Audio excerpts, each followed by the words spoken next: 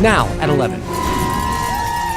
For most people, the new Portland Marathon went exactly as planned, but not everyone. We all started figuring something was wrong when our watches started saying mile 10 and there was no marker. How more than a dozen runners ended up adding an extra 2 miles to their race. Cars and a home firebombed in Kelso, Washington.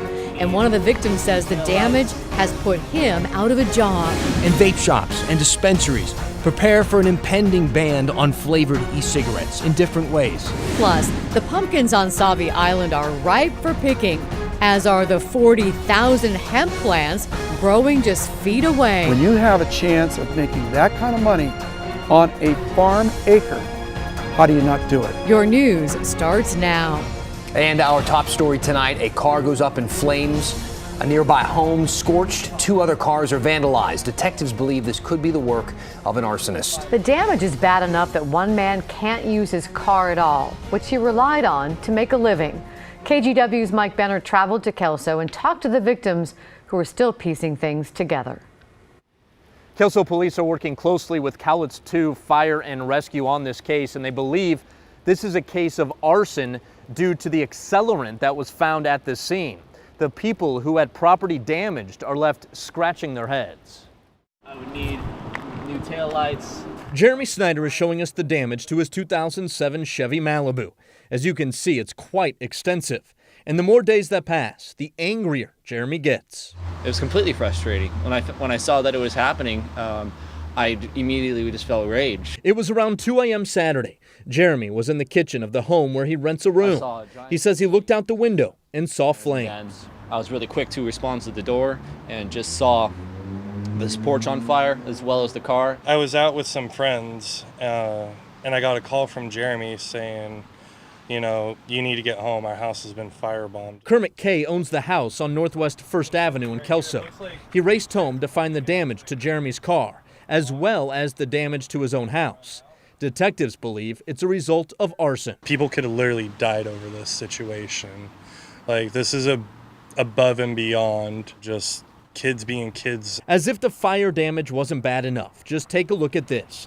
The windows were smashed on not 1, but 2 cars in the driveway. This is a serious, serious crime, and it has a lot of consequences. And perhaps nobody knows that better than Jeremy Snyder, who delivers pizzas, but now he can't because of his car's condition. He's hoping police catch whoever did this. I want justice for this town, not just for me, because something like this doesn't happen in here in Longview, Kelso, and it really tarnishes the reputation. The good news is that detectives aren't totally in the dark. They found several pieces of evidence at the scene, and it has been sent to the Washington State Crime Lab for analysis. Witnesses also spotted several people jump into a black SUV similar to a Kia Soul. Anyone with information about this case should contact the Kelso Police Department. Reporting in Kelso, I'm Mike Benner for KGW News. A first-year student at the University of Portland hasn't been seen now in more than a day. His friends and his family are asking you to help keep an eye out. Owen Klinger was last seen leaving Christie Hall on UP campus last night around 7:30. The university sent out this information. Friends and family say it's very unlike him to disappear like this. He's 6'1", brown eyes, shoulder-length brown hair. Pretty good photos of him here. He was wearing a light blue hoodie and jeans when he was last seen. If you spot him or if you know anything, you're asked to call UP Campus Safety. So, did you catch the Portland Marathon this weekend? There was a new organizer, there was a new course, fans lining the neighborhood streets, as you see in this video here, cheering on the runners. And for most people, it went off without a hitch. There was, however, a bit of a hiccup. There sure was. Because of a big gap between first and second place, some runners didn't have someone to follow. And about 15 of them missed a turn, which led them off track and extended their marathon by 2 miles. KGW's Devin Haskins talked to 2 of those runners about what went wrong. Most running say the first running of the new course at the Portland Marathon was beautiful. I love the new course. It's a great representation of Portland. Really like going through the Selwood, Eastmoreland area. It was beautiful. I was running through the neighborhoods. It was perfect conditions. Justin Roysum and Dan McDowell were a part of the lead group running Sunday. It's a lot better energy this year, a lot more people along the course cheering. Yeah, so a positive experience for the first 8 miles for sure. You can see Justin, he's in the bright green, and Dan just behind him in dark green. This blue line shows the course mapped out by the marathon. Around mile 9, the orange line is one runner's GPS map of where things went wrong. There was a biker that was leading the charge and did tell us to continue forward. So we thought we were doing right. We all started figuring something was wrong when our watches started saying mile 10 and there was no marker, there was no aid stations. Except that cyclist didn't work for the race, and to make matters worse, there weren't any signs marking the turn. The runner behind me was kind of yelling out, like, hey, are we on course? And I was going like this, I don't know, but I can still see the people ahead of me, and I still am chasing them in hopes that suddenly we'll come around the corner and oh yes, we're on the course. It just felt weird for a minute. Then we got stopped at a light, and that's when all of us kind of huddled together. So it was definitely like 15 to 20 of us. And we're like, well, how do we do this? How do we get out of this? We pulled up a phone, figured that we need to cross Terwilliger. Then we went down Taylor's Ferry a bit and then weaved through the cemetery, and that popped us right back at Selwood. Dan dropped out after 15 miles. Justin went on to finish the race. I ran the inaugural 28-mile marathon for Portland, one of the founding members of it.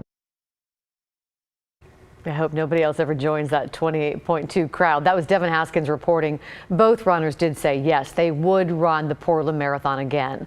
The company that organized the race took full responsibility for the mistakes and said it would refund the runners affected and give them free entry into future Portland marathons. We want to be clear, though, for the vast majority of people involved in this, the runners, the walkers, it was a perfectly successful marathon.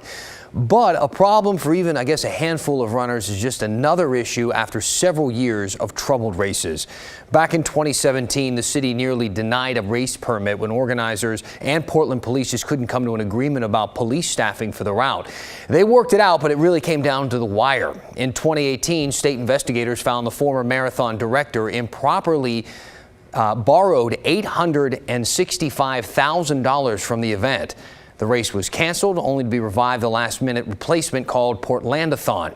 It was the Portlandathon that had the infamous train delay. A stopped freight train held up runners for more than 20 minutes, which is a huge problem for people trying to qualify for bigger marathons like Boston, for instance. That organizer only ran the race for 1 year. Now the event is run by Utah-based Brooksy, which is already planning next year's marathon, and you can already register online. Let's get you caught up on some of today's big stories. A member of the far-right groups Patriot Prayer and the Proud Boys was in court today facing assault charges. Tusitala Toesi, also known as Tiny, fled to American Samoa after he was indicted. He was at many of the rallies in downtown Portland that got violent. In June of 2018, Toesi and another Proud Boy allegedly attacked a man in Northeast Portland. Toesi was arrested at PDX Friday night, and today he pleaded not guilty. His co-defendant pleaded guilty earlier this year. A 65-year-old man is in critical condition after he crashed on an e-scooter in Northwest Portland. Saturday afternoon, he fell off while going over the railroad tracks at Northwest 9th and NATO. When police got there, they say he was unconscious and that he wasn't breathing. The officer performed CPR and the man was taken to the hospital. Police say he was not wearing a helmet. For our big story breakdown tonight, we're talking vaping. This graph from the CDC shows the skyrocketing number of vaping-related illnesses. Now, on the far left is March of this year. Now, look to the right. That's September. Look at the rise. Oh. Officials have confirmed more than 1,000 cases of severe lung illnesses, and they're finding most people getting sick were vaping THC. Meantime, the governors of Oregon and Washington have both taken executive action to ban flavored vaping products, both nicotine and marijuana. The OLCC is meeting this week to decide when that ban goes into effect. But vape shops and dispensaries are taking the news very differently. At Fat Boy Vapors, flavored products are flying off the shelves, people stocking up. Customers are worried about the ban, and the store isn't going to stop selling them until the ban officially goes into effect. The shop has signs on the windows urging customers to call the governor's office. We've just been trying to do everything we can, petition after petition, phone calls after phone calls, just spreading the word to customers. At Cannabis Nation, you won't find flavored THC vaping products on their shelves. They're already pulling them. Important to note, terpenes from marijuana are not considered flavors. Cannabis Nation's regional manager says of their vape sales, flavored products make up less than 10%. A few customers will be hit. It's not going to be anything detrimental, but at the same time, we still felt it. It's still a good chunk of inventory. Governor Brown and Governor Inslee want to ban anything found to be causing these illnesses, which again has not been identified yet. They also want to force companies to disclose ingredients in their vape products. Still ahead, a sign of the times. Just past the pumpkin patch, one of Sauvie Island's most popular farms is growing one of Oregon's most popular plants. A hemp field in an acre could get you $40,000. A corn, maybe $1,000. Plus, we are taking you to school for a special Inside Woodlawn Extra. Smile, it's picture day. I'm Matt Safino. You know what? We had a nice warm day. In fact, wait to see how much warmer it is right now compared to this time last night. A great sunset, all signs towards another great day. Yeah, not so much. We've got rain and much colder temperatures headed our way.